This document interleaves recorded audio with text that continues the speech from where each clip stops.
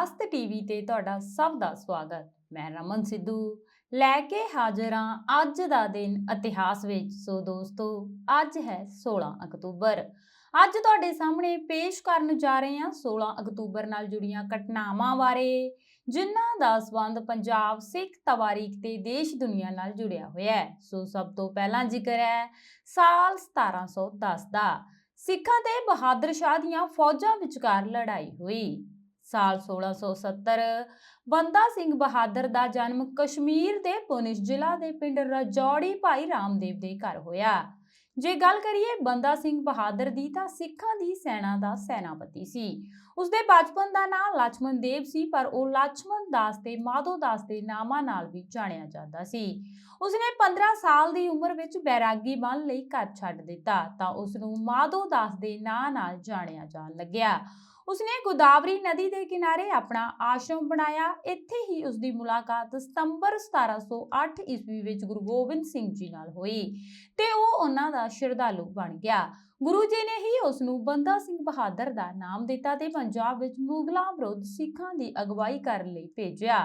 ਗੁਰਦਾਸ ਨੰਗਲ ਵਿੱਚ ਦਸੰਬਰ 1715 ਵਿੱਚ ਗ੍ਰਿਫਤਾਰ ਕੀਤੇ ਬੰਦਾ ਸਿੰਘ ਤੇ ਉਸਦੇ ਸਾਥੀ ਤੇ ਮਗਰੋਂ ਗ੍ਰਿਫਤਾਰ ਕੀਤੇ ਸਿੱਖ ਕੈਦੀ 27 ਫਰਵਰੀ 1716 ਦੇ ਦਿਨ ਦਿੱਲੀ ਦੇ ਬਾਰ-ਬਾਰ ਪਿੰਡ ਅਗਰਾਬਾਦ ਕੋਲ ਪੁੱਜੇ।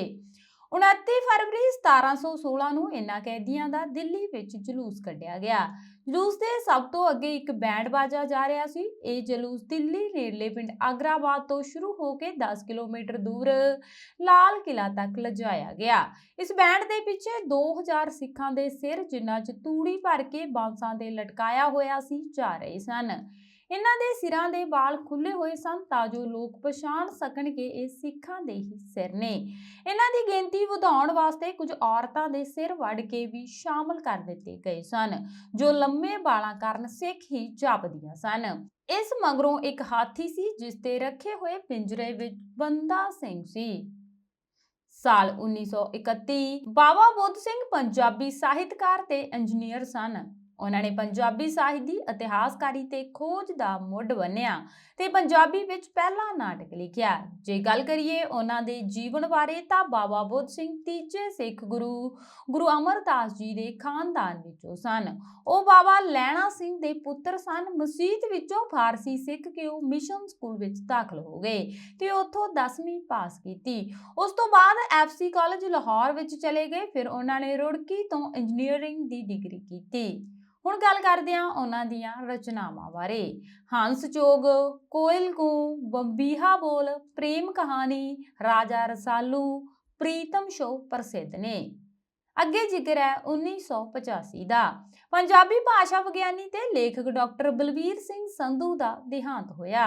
ਜੇ ਗੱਲ ਕਰੀਏ ਉਹਨਾਂ ਦੇ ਜੀਵਨ ਬਾਰੇ, ਤਾਂ ਬਲਵੀਰ ਸਿੰਘ ਸੰਧੂ ਦਾ ਜਨਮ 1932 ਵਿੱਚ ਹੋਇਆ ਸੀ। ਉਹ 1960ਵਿਆਂ ਦੇ ਸ਼ੁਰੂ ਵਿੱਚ ਭਾਸ਼ਾ ਵਿਭਾਗ ਪੰਜਾਬ ਵਿੱਚ ਕੁਝ ਦੇਰ ਨੌਕਰੀ ਕਰਨ ਉਪਰੰਤ ਉਚੇਰੀ ਪੜ੍ਹਾਈ ਹਿਤ ਮਾਸਕੋ ਚਲਿਆ ਗਿਆ ਸੀ। ਉੱਥੋਂ ਆ ਕੇ ਉਹ ਪੰਜਾਬੀ ਯੂਨੀਵਰਸਿਟੀ ਵਿੱਚ ਖੋਜ ਤੇ ਅਧਿਆਪਨ ਦੇ ਕਾਰਜ ਵਿੱਚ ਲੱਗ ਗਿਆ। ਭਾਸ਼ਾ ਵਿਗਿਆਨ ਦੇ ਖੇਤਰ ਵਿੱਚ ਇੰਸਟਰੂਮੈਂਟ ਫੋਨੇਟਿਕਸ ਦਾ ਸ਼ਾਹ ਅਸਵਾਰ ਤੇ ਪੁਆਂਦੀ ਬੋਲੀ ਤੇ ਪਹਿਲੀ ਵਾਰ PhD ਕਰਨ ਵਾਲਾ ਡਾਕਟਰ ਬਲਵੀਰ ਸਿੰਘ ਸੰਧੂ ਉੱਚ ਵਿਦਿਅਕ ਸੰਸਥਾਵਾਂ ਤੇ ਵਿਦਵਾਨਾਂ ਦੇ ਚੇਤਿਆਂ ਵਿੱਚੋਂ ਵਿਸਰ ਗਿਆ ਜਾਪਦਾ ਹੈ।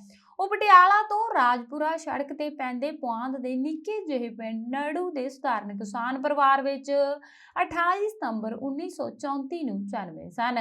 ਵੱਖ-ਵੱਖ ਵਿਦਿਅਕ ਸੰਸਥਾਵਾਂ ਵਿੱਚ ਪੜ੍ਹਾਈ ਕਰਨ ਤੋਂ ਬਾਅਦ 1956 ਵਿੱਚ ਉਹਨਾਂ ਭਾਸ਼ਾ ਵਿਭਾਗ ਪੰਜਾਬ ਵਿੱਚ ਬਤੌਰ ਖੋਜ ਸਹਾਇਕ ਦੀ ਨੌਕਰੀ ਕੀਤੀ। ਉਦੋਂ ਦੇ ਭਾਸ਼ਾ ਵਿਭਾਗ ਦੇ ਡਾਇਰੈਕਟਰ ਗਿਆਨੀ ਲਾਲ ਸਿੰਘ ਨੇ ਬਲਵੀਰ ਸਿੰਘ ਸੰਧੂ ਦੀ ਖੋਜ ਕਾਲਨਾ ਬਾਰੇ ਜਾਣ ਕੇ ਕਿਹਾ ਸੀ ਕਿ ਬਲਵੀਰ ਸੰਧੂ ਦੀਆਂ ਖੋਜਾਂ ਵਿੱਚ ਬੜਾ ਦਮ ਹੈ। ਇਹ ਉਹ ਸਮਾਂ ਸੀ ਕਿ ਡਾਕਟਰ ਸੰਧੂ ਭਾਸ਼ਾ ਵਿਗਿਆਨ ਦੀਆਂ ਖੋਜਾਂ ਵੱਲ ਅੱਗੇ ਵਧਦੇ ਗਏ। MA ਕਰਨ ਤੋਂ ਬਾਅਦ ਡਾਕਟਰ ਸੰਧੂ ਦਾ ਸੰਪਰਕ ਲਿੰਗੁਇਸਟਿਕ ਸੁਸਾਇਟੀ ਆਫ ਇੰਡੀਆ ਨਾਲ ਹੋਇਆ। ਇਸ ਦੌਰਾਨ ਉਹ ਪੰਜਾਬ ਯੂਨੀਵਰਸਿਟੀ ਦੇ ਈਵਨਿੰਗ ਕਾਲਜ ਵਿੱਚ ਬਤੌਰ ਲੈਕਚਰਰ ਪੜ੍ਹਾਉਣ ਵੀ ਲੱਗ ਗਏ ਸਨ।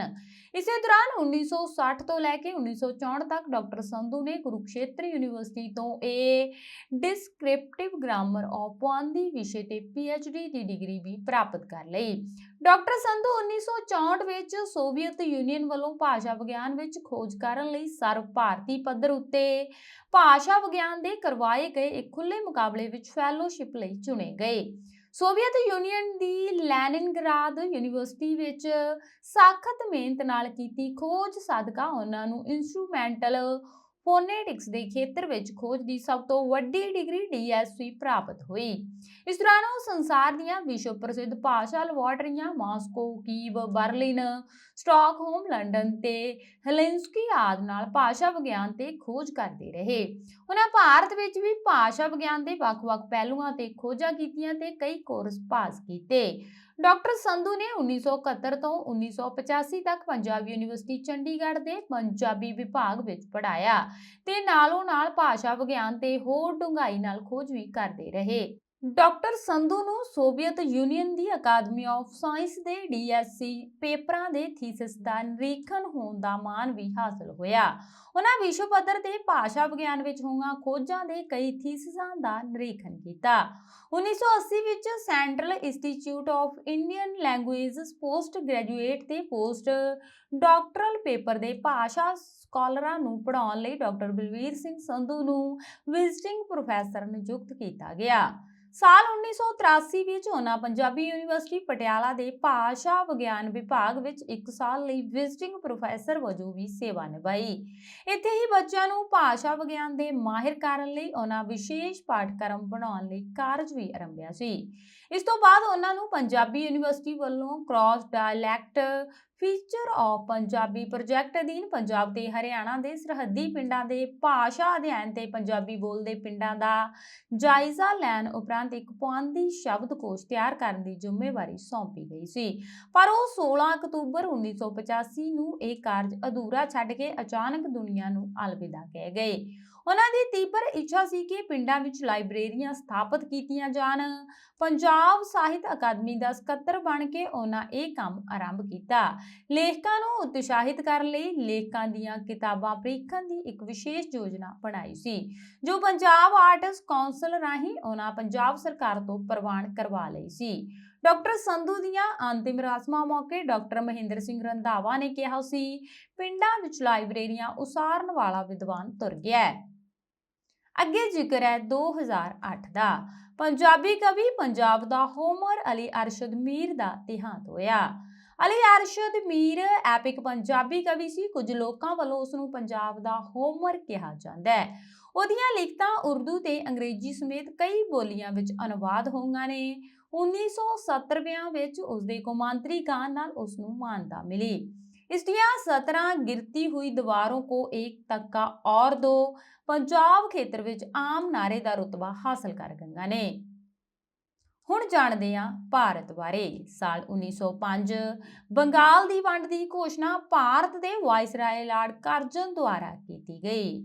ਸਾਲ 1999 ਭਾਰਤੀ ਚੋਣ ਕਮਿਸ਼ਨ ਭਾਰਤ ਸਰਕਾਰ ਨੇ ਇੱਕ ਮੁੱਖ ਚੋਣ ਕਮਿਸ਼ਨਰ ਦੀਆਂ ਸ਼ਕਤੀਆਂ ਘਟਾ ਕੇ 2 ਹੋਰ ਚੋਣ ਕਮਿਸ਼ਨਰ ਨਿਯੁਕਤ ਕੀਤੇ। ਸਾਲ 1946 ਉੜੀਸਾ ਦੇ ਮੁੱਖ ਮੰਤਰੀ ਤੇ ਰਾਜਨੇਤਾ ਨਵੀਨ ਪਟਨਾਇਕ ਦਾ ਜਨਮ ਹੋਇਆ। ਇੱਕ ਝਾਤ ਕੈਨੇਡਾ ਤੇ। ਸਾਲ 1970 ਫੈਡਰਲ ਸਰਕਾਰ ਨੇ ਅਕਤੂਬਰ ਸੰਕਟ ਨਾਲ ਨਜਿੱਠਣ ਦੌਰਾਨ ਨਾਗਰਿਕ ਸੁਤੰਤਰਤਾਵਾਂ ਨੂੰ ਮੁਅੱਤਲ ਕਰਨ ਦੀ ਇਜਾਜ਼ਤ ਦਿੰਦੇ ਹੋਏ ਯੁੱਧ ਉਪਾਅ ਐਕਟ ਦੀ ਮੰਗ ਕੀਤੀ।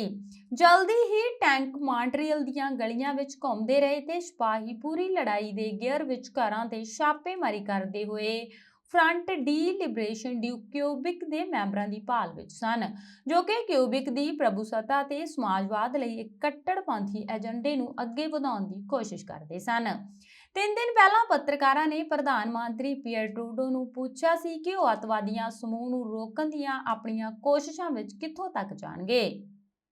ਸਾਲ 1870 ਐਰੋਨੌਟਿਕਸ ਇੰਜੀਨੀਅਰ ਵੈਲਸ ਟਰਨਬੁਲ ਦਾ ਜਨਮ ਸੈਂਟ ਜੌਨ ਨਿਊ ਬ੍ਰਾਂਸਵਿਕ ਵਿੱਚ ਹੋਇਆ। ਉਹ ਕੈਨੇਡਾ ਵਿੱਚ ਪਹਿਲੀ ਵਿੰਡ ਟਨਲ ਬਣਾਉਣ ਤੇ ਵੈਰੀਏਬਲ ਪਿਚ ਪ੍ਰੋਪੈਲਰ ਦੀ ਖੋਜ ਕਰਨ ਲਈ ਅੱਗੇ ਵਧਦਾ ਹੈ। ਸਾਲ 1927 ਕੈਨੇਡਾ ਦੇ ਪ੍ਰਸਿੱਧ ਚਿਕਿਤਸਕ ਤੇ ਮੈਡੀਕਲ ਖੋਜਕਾਰ ਜੇਮਸ ਫਰੇਜ਼ਰ ਮਾਸਟਰਡ ਦਾ ਜਨਮ ਹੋਇਆ ਤੇ ਇਸੇ ਹੀ ਦਿਨ ਸਾਲ 1946 ਨੂੰ ਟਾਈਪੋਗ੍ਰਾਫਰ ਲੇਖਕ ਤੇ ਕਵੀ ਰੌਬਰਟ ਬ੍ਰਿੰਗਹਰਸਟ ਜਨਮੇ ਸਨ। ਸਾਲ 1981 ਵਿੱਚ ਅਭਿਨੇਤਰੀ ਕੈਟਰੀਨਾ ਸਕੋਰਸਨ ਦਾ ਜਨਮ ਹੋਇਆ ਸੀ। ਇੱਕ ਪੰਛੀ ਝਾਤ ਵਿਸ਼ਵ ਤੇ ਸਾਲ 1555 ਇੰਗਲੈਂਡ ਵਿੱਚ ਬਿਸ਼ਪ ਹੂ ਲੈਟੀਮਰ ਤੇ ਬਿਸ਼ਪ ਨਿਕੋਲਸ ਰਿਡਲੇ ਨੂੰ ਜਾਦੂਗਰੀ ਦੇ ਦੋਸ਼ ਹੇਠ ਸੂਲੀ ਤੇ ਜਿੰਦਾ ਸਾੜਨ ਦੀ ਸਜ਼ਾ ਦਿੱਤੀ ਗਈ। ਅੱਗੇ ਜ਼ਿਕਰ ਹੈ 1793 ਦਾ। ਫ੍ਰਾਂਸੀਸੀ ਇਨਕਲਾਬ ਦੌਰਾਨ ਮੁਲਕ ਦੀ ਰਾਣੀ ਮਾਰੀ ਐਤੁਆਨੇਤ ਨੂੰ ਗਿयोतीन ਦੁਆਰਾ ਫਾਂਸੀ ਦਿੱਤੀ ਗਈ। ਸਾਲ 1829 ਅਮਰੀਕਾ ਦੇ ਸ਼ਹਿਰ ਬੋਸਟਨ ਵਿੱਚ ਮੁਲਕ ਦਾ ਪਹਿਲਾ ਮਾਡਰਨ ਕਿਸਮ ਦਾ ਹੋਟਲ ਸ਼ੁਰੂ ਕੀਤਾ ਗਿਆ। ਇਸ ਵਿੱਚ 170 ਕਮਰੇ ਸਨ। ਅੱਗੇ ਜ਼ਿਕਰ ਹੈ 1843 ਦਾ। ਗਣਿਤ ਵਿੱਚ ਕੁਆਟਰੀਅਨ ਨੰਬਰ ਸਿਸਟਮ ਆਇਰਿਸ਼ ਗਣਿਤ ਸ਼ਾਸਤਰੀ ਵਿਲੀਅਮ ਰੋਬਨ ਹੈਮਿਲਟਨ ਦੁਆਰਾ ਦਰਸਾਏ ਗਏ। ਸਾਲ 1870 ਈਥਰ ਨੂੰ ਦਰਦ ਦੀ ਦਵਾ ਵਜੋਂ ਇੱਕ ਆਪਰੇਸ਼ਨ ਵੇਲੇ ਪਹਿਲੀ ਵਾਰ ਵਰਤਿਆ ਗਿਆ। ਅੱਗੇ ਜ਼ਿਕਰ ਹੈ 1901 ਦਾ। ਅਮਰੀਕਨ ਪ੍ਰੈਜ਼ੀਡੈਂਟ ਫ੍ਰੈਂਕਲਿਨ ਡੀ ਰੂਜ਼ਵੈਲਟ ਨੇ ਇੱਕ ਕਾਲੇ ਇਨਸਾਨ ਨੂੰ ਵਾਈਟ ਹਾਊਸ ਆਉਣ ਦਾ ਸੱਦਾ ਦਿੱਤਾ, ਜਿਸ ਤੇ ਗੋਰੇ ਨਸਲਵਾਦੀਆਂ ਨੇ ਬਹੁਤ ਤੂਫਾਨ ਖੜਾ ਕੀਤਾ। ਅੱਗੇ ਵਧਦੇ ਹਾਂ 1928 ਵੱਲ। ਮਾਰਵਿਨ ਪਿਪਕਿਨ ਨੇ ਬਿਜਲੀ ਦੇ ਬਲਬ ਦਾ ਪੇਟੈਂਟ ਹਾਸਲ ਕੀਤਾ। ਸਾਲ 1941 ਨਾਜ਼ੀ ਜਰਮਨੀ ਦੇ ਫੌਜੀ ਰੂਸ ਦੀ ਰਾਜਧਾਨੀ ਮਾਸਕੋ ਤੋਂ 60 ਮੀਲ ਦੇ ਨੇੜੇ ਪੁੱਜ ਗਏ ਤੇ 1.5 ਲੱਖ ਯਹੂਦੀਆਂ ਦਾ ਕਤਲੇਆਮ ਸ਼ੁਰੂ ਕਰ ਦਿੱਤਾ। ਸਾਲ 1953 ਇਤਿਹਾਸ ਮੈਨੂੰ ਵਰੀ ਕਰ ਦੇਵੇਗਾ। ਫੀਦਲ ਕਾਸਤਰੋ ਦੀ ਮੋਨਕਾਂਡਾ ਬੈਰਕਾ ਤੇ ਹਮਲੇ ਦੇ ਦੋਸ਼ ਵਿੱਚ ਮੁਕੱਦਮੇ ਦੌਰਾਨ ਅਦਾਲਤ ਵਿੱਚ ਆਪਣੇ ਹੱਕ ਵਿੱਚ ਕੀਤੀ 4 ਘੰਟੇ ਲੰਮੀ ਤਕਰੀਰ ਦਾ ਆਖਰੀ ਵਾਕ ਸੀ। ਸਾਲ 1964 ਚੀਨ ਨੇ ਆਪਣਾ ਪਹਿਲਾ ਨਿਊਕਲੀ ਬੰਬ ਧਮਾਕਾ ਕੀਤਾ ਤੇ ਦੁਨੀਆ ਦੀ 5ਵੀਂ ਨਿਊਕਲੀਅਰ ਤਾਕਤ ਬਣ ਗਿਆ। ਅੱਗੇ ਵਧਦੇ ਹਾਂ 1967 ਵੱਲ। ਬਰੂਸਲ ਵਿੱਚ ਨਾਟੋ ਦੇ ਹੈੱਡਕੁਆਰਟਰ ਕਾਇਮ ਕੀਤੇ ਗਏ। ਸਾਲ 1994 ਹੈਲਮਟ ਕੋਹਲ ਚੌਥੀ ਵਾਰ ਜਰਮਨੀ ਦਾ ਚਾਂਸਲਰ ਚੁਣਿਆ ਗਿਆ। ਅੱਗੇ ਵਧਦੇ ਹਾਂ ਸਾਲ 1854 ਚੈਕ ਜਰਮਨ ਫਿਲਾਸਫਰ ਪੱਤਰਕਾਰ ਤੇ ਮਾਰਕਸਵਾਦੀ ਸਿਧਾਂਤਕਾਰ ਕਾਰਲ ਜੋਹਾਨ ਕਾਉਟਸਕੀ ਦਾ ਜਨਮ ਹੋਇਆ ਤੇ ਇਸੇ ਹੀ ਦਿਨ ਸਾਲ 1878 ਨੂੰ ਮਲਿਆਲਮ ਭਾਸ਼ਾ ਦੇ ਨਾਮਵਰ ਮਹਾਕਵੀ ਵਲਾਥਾਲ ਨਾਰਾਇਣ ਮੈਨਨ ਦਾ ਜਨਮ ਹੋਇਆ। ਸਾਲ 1886 ਰੂਸੀ ਸੋਵੀਅਤ ਸਾਹਿਤਕ ਵਿਦਵਾਨ ਤੇ ਇਤਿਹਾਸਕਾਰ ਬੋਰਿਸ ਈਖਨਬਾਮ ਦਾ ਜਨਮ ਹੋਇਆ। ਸਾਲ 1888 ਆਇਰਿਸ਼ ਅਮਰੀਕੀ ਨਾਟਕਕਾਰ ਜੂਜੀਨ ਓਨੀਲ ਦਾ ਜਨਮ ਹੋਇਆ। ਅੱਗੇ ਜ਼ਿਕਰ ਹੈ 1906 ਦਾ। ਅਮਰੀਕੀ ਸਾਹਿਤਕ ਆਲੋਚਕ ਤੇ ਪ੍ਰੋਫੈਸਰ ਕਲੀਨਥ ਬਰੂਕਸ ਦਾ ਜਨਮ ਹੋਇਆ ਤੇ ਇਸੇ ਹੀ ਦਿਨ ਸਾਲ 1918 ਨੂੰ ਫ੍ਰਾਂਸੀਸੀ ਮਾਰਕਸਵਾਦੀ ਦਾਰਸ਼ਨਿਕ ਲੂਈ ਅਲਥੂਜ਼ਰ ਦਾ ਜਨਮ ਹੋਇਆ। ਸਾਲ 1927 ਜਰਮਨ ਨਾਵਲਕਾਰ, ਕਵੀ, ਨਾਟਕਕਾਰ, ਚਿੱਤਰਕਾਰ, ਗ੍ਰਾਫਿਕ ਕਲਾਕਾਰ ਬੁੱਧਸਾਜ ਗੁਟਰ ਗ੍ਰਾਸ ਦਾ ਜਨਮ ਹੋਇਆ। ਸਾਲ 1772 ਦੁਰਾਨੀ ਸਾਮਰਾਜ ਦੇ ਸੰਸਥਾਪਕ ਅਹਿਮਦ ਸ਼ਾਹ ਅਬਦਾਲੀ ਦਾ ਦੇਹਾਂਤ ਹੋਇਆ। ਸਾਲ 1951 ਪਾਕਿਸਤਾਨ ਦੇ ਮੁੱਢਲੇ ਸੰਸਥਾਪਕ ਲਿਆਕਤ ਅਲੀ ਖਾਨ ਦਾ ਦੇਹਾਂਤ ਹੋਇਆ। ਅੱਗੇ ਜ਼ਿਕਰ ਹੈ 2009 ਦਾ। ਹਿੰਦੀ ਤੇ ਅੰਗਰੇਜ਼ੀ ਵਿੱਚ ਵਿਗਿਆਨ ਲੇਖਣੀ ਨੂੰ ਲੋਕਪ੍ਰਿय ਬਣਾਉਣ ਵਾਲੇ ਮਸ਼ਹੂਰ ਲੇਖਕ ਗੁਣਾਕਰ ਮੁੱਲੇ ਦਾ ਦੇਹਾਂਤ ਹੋਇਆ। ਸੋ ਇਹ ਸਨ ਅੱਜ 16 ਅਕਤੂਬਰ ਨਾਲ ਸੰਬੰਧਿਤ ਪੰਜਾਬ ਸਿੱਖ ਤਵਾਰੀਖ ਤੇ ਦੇਸ਼ ਦੁਨੀਆ ਨਾਲ ਜੁੜੀਆਂ ਘਟਨਾਵਾਂ, ਜਿਨ੍ਹਾਂ ਦੀ ਸਾਂਝ ਤੁਹਾਡੇ ਨਾਲ ਪਾਈ ਗਈ ਹੈ। ਮਿਲਦੇ ਹਾਂ 17 ਅਕਤੂਬਰ ਦੇ ਇਤਿਹਾਸ ਨਾਲ। ਮੈਨੂੰ ਰਮਨ ਸਿੱਧੂ ਨੂੰ ਦਿਓ ਇਜਾਜ਼ਤ। ਸਤਿ ਸ਼੍ਰੀ ਅਕਾਲ।